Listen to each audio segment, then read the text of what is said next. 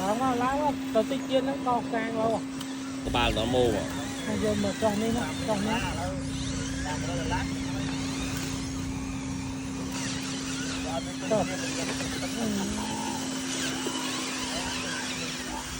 ôi ơi đau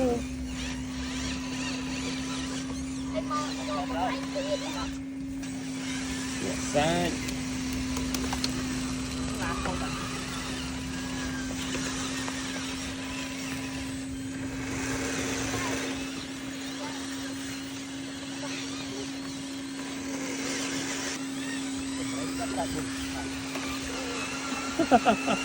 đây phải là đọc lắm rồi vậy đu phong lắm thì đàn đấy đâu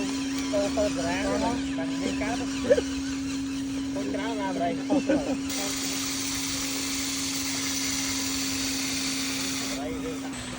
sao á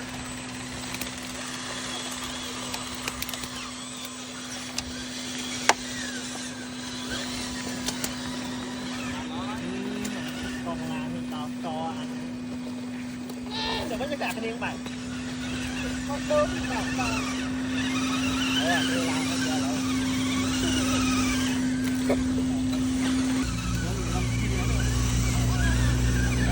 rồi anh đi mấy lấy chết đang lan vào đây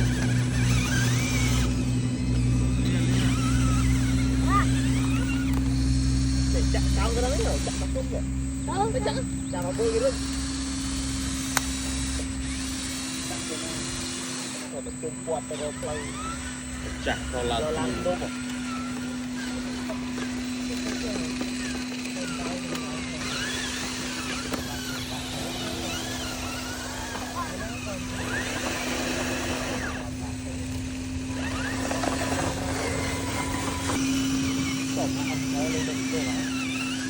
đi vào lại định nó mong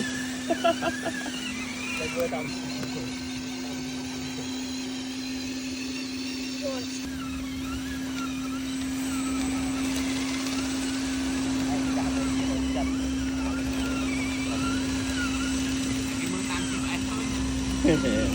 ta cài nó vậy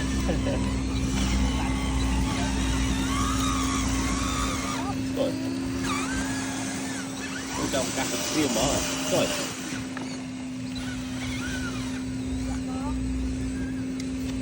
về không